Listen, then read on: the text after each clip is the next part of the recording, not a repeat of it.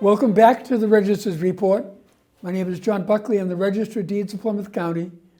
And in this segment of the show, we've always tried to do something educational in nature. We've had surveyors, appraisers, commercial real estate brokers, many realtors. And I have a great guest with me today, an expert attorney, John McCluskey, who is practiced law for many years and has become one of the best known elder law experts in the area. So John, welcome. Well, thank you, John. I guess I have to live up to that now and be a good boy and answer the right question and questions the right way. And I ought to share a caveat that yeah. John and I worked together for many years in Brockton. Yeah. That's right. We had a good time. So let's talk a little bit about real estate. We've had realtors come on, and a lot of people talk about the market and lenders and what's going on with the interest rates right now. But I think it'd be important, with your experience, to talk about the different vehicles of which you can own property. People can always take property individually, tenants by the entirety, joint tenants, but there are also opportunities to put your property into trust. That's correct, John. A trust is sort of a two-part legal document. There's a trustee and there's a beneficiary. And my clients, as they get older, I have an elder law practice up in Brockton. I see a lot of people, and most of the time they come in and they want to know about trust. Should I put my property into a trust? So we go through the variety of different types of trusts. And my favorite, or actually, why don't I start with my least favorite? My least favorite trust is an irrevocable trust.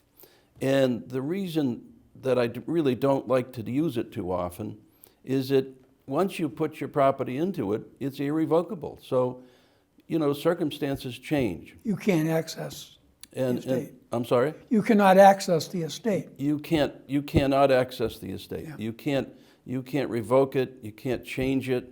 So I like to have some fluid in the trust to allow when there's a change in circumstances. So my favorite trust is a third-party trust, wherein the parents, and usually it's a situation with a parent and child, and what they're looking to do is to protect the property from the nursing home. And so they'll put the property into the trust and make a child or children the trustees and the beneficiaries. And what that does is that if their health fails over the years, what happens is that after a 5-year look back, that property is totally protected against the mass health lien if they go to a nursing home. But that doesn't always happen.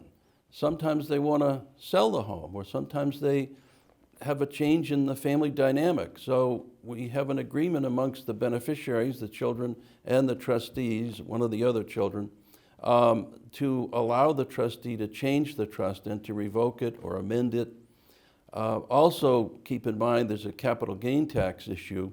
When you take your property that you've owned for many years and you put it out of your ownership and then it gets sold, potentially there's a significant capital gain tax.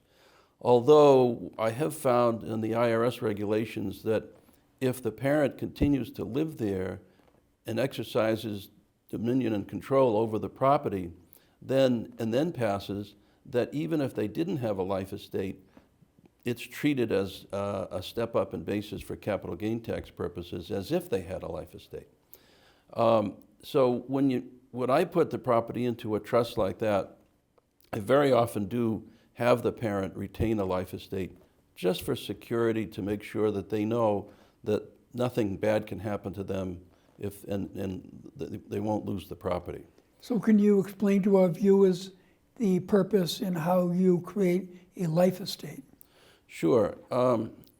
First of all, let me say there are the other type of trust. Sometimes people are not willing to lose control like that in the third-party trust. So oftentimes they'll just say, I just want to avoid probate, so I want to maintain ownership of the property in trust.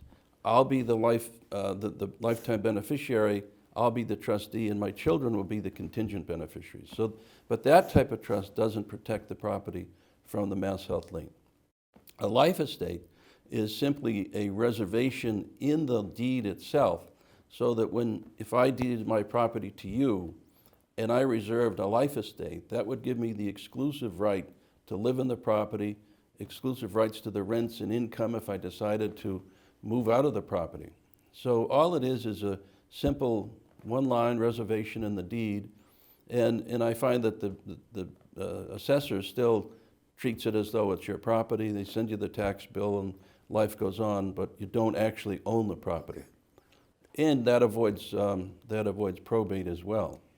So people tend to put their property into trust for beyond just estate purposes. They do it for protection.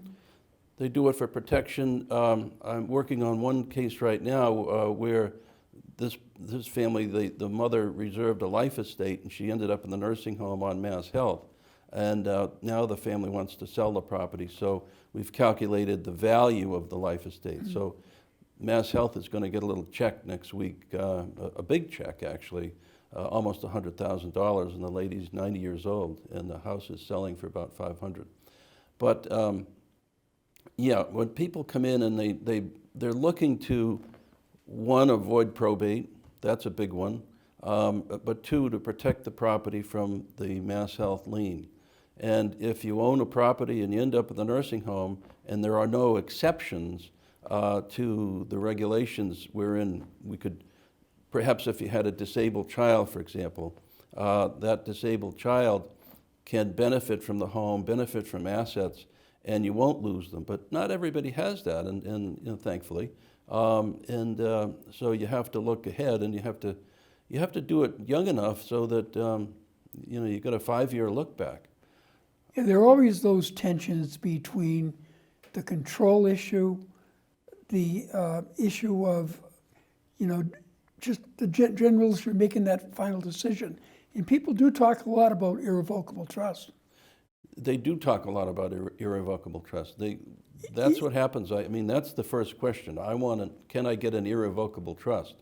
And once in a while, if they really want an irrevocable trust, we'll do it. But I tend to shy away from that because you just totally lose control. Yeah, the other tension is that the state doesn't want to pay for your nursing home if you have assets, but people want to maintain some of their assets for their heirs. Right. Well, you have to, you know, that's a tricky one. Yeah. It really is a tricky one because in order to do it 100%, you have to give up control of your assets. Mm-hmm. Here you've worked all your life to save for retirement, and the only answer is, well, you have to protect it somehow and get rid of it. Put it into a trust, actually gift it to the children, and then you're losing your assets. You're losing control. So when there's a husband and wife, I always tell people I can protect everything, no question about it. Sometimes we go to court and get a court order. If there's a husband and wife situation, and Mass Health allows you to keep about $140,000 and the house, so the healthy spouse can keep the home, keep some money. We sometimes use annuities, immediate annuities, because income is exempt. So we use those to protect assets. But at the end of the day, last year we had to go to court to actually protect the home and assets for the ex-wife, who after the divorce took care of this gentleman for a long time. Wow. And we were able to keep close to $1 million. Wow. By going to court. Yeah, very, very interesting. I know there are different circumstances in every family. Yeah. So when people come to see you the first time, what is it you ask them to bring with them?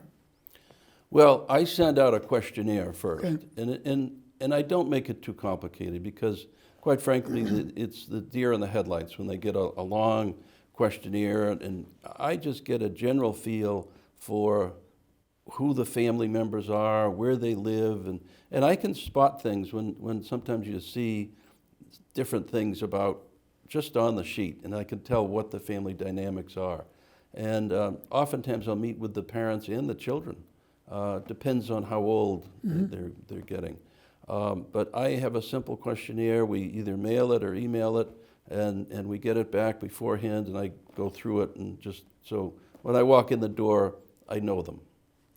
Well, I can tell you, we do a lot of business at the registry to senior centers and talk to people about different issues. And I know there are many, many people who are interested, but kind of put it off. Right. Setting up a meeting and actually taking that step to Yep. seriously consider it. And it's fatal with a 5-year look back. Oh, absolutely. But it's an easy thing to put off. And I tell people when they come in the office, we're going to get this done. We have our first meeting. We come up with a plan. If they need more information, we have a second meeting. And then I schedule the next appointment. I do the documents and explain everything to them, and it's done. I had a client that said, I'd like to do this within the year. I said, well, it'll be done in 2 weeks. You know? But that's what you have to do. And you also have to have a comfort level with the clients. Right. You have to understand what's going on in the family. But I know once people have done that exercise, there's so much relief in knowing that they've done the right thing for their family. Sometimes I think I'm giving out medicine. You know, they feel good when they leave the office. Yeah. But I remember many years ago, the elder law attorney became much more specialized, and there's an organization that you took courses with, and in order to understand the changes, there have been changes over time. Yep. And this practice of law is a moving target. Mm-hmm. The law is always changing. And a few years ago, a case came down that changed things quite a bit with regard to trusts. And then a couple of years later, actually in 2021, the SJC changed it once again. Mm-hmm. And that first case was an SJC case, and then they changed their mind a few years later.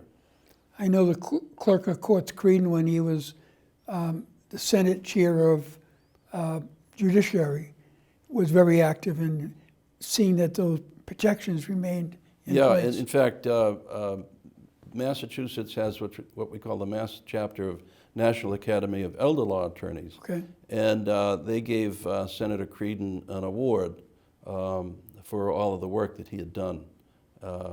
This was back probably early 2000s or something like that. Yeah. Sure.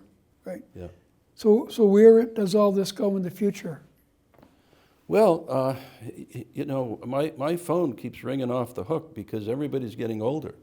And I think it's going to be a part of the law that is going to keep getting bigger and bigger and expanding.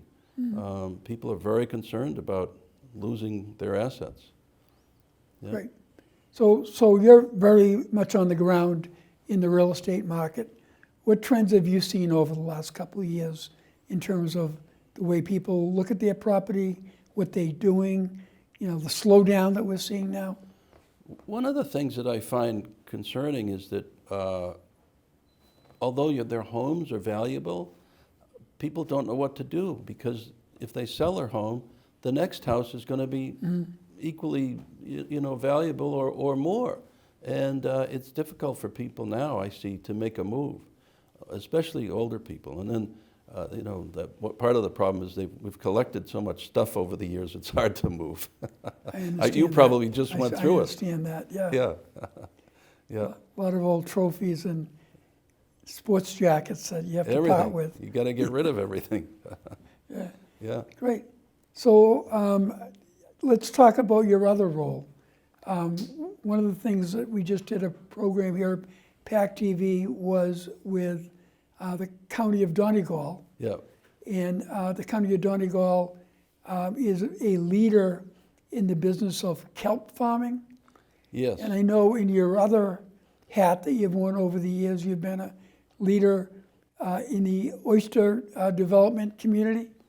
Yep. I started an oyster farm back in 2000 and out in the Duxbury Bay here, and I started it as a lark, called it the Duxbury Oyster Company.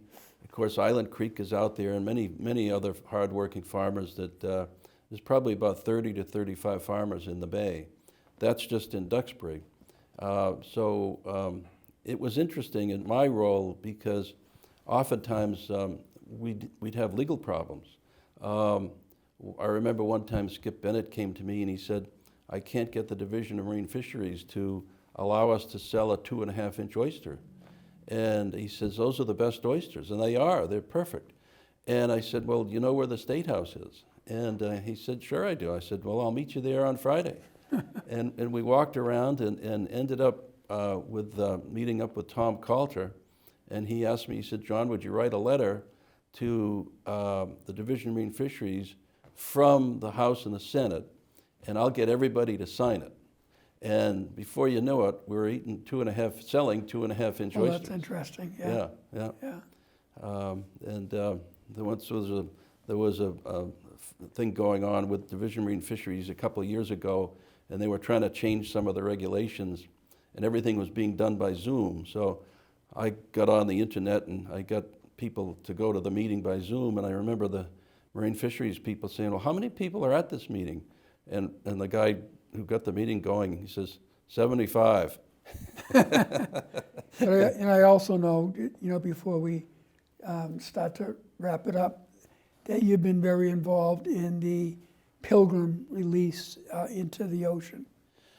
Yeah, there's been people who have been much more involved than I, but that was, early on I got involved in the Holtec scare, if you will, that they want to release all of that radioactive water into the bay, right out of their outflow pipe.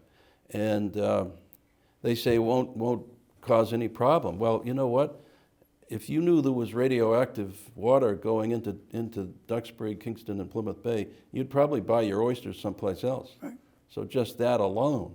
So yeah, there have been people in Duxbury who've been very, very active in that, and I've followed along a bit because I've gotten pretty busy. But yeah, I think it's under control now. I'm not positive, but I think it's under control.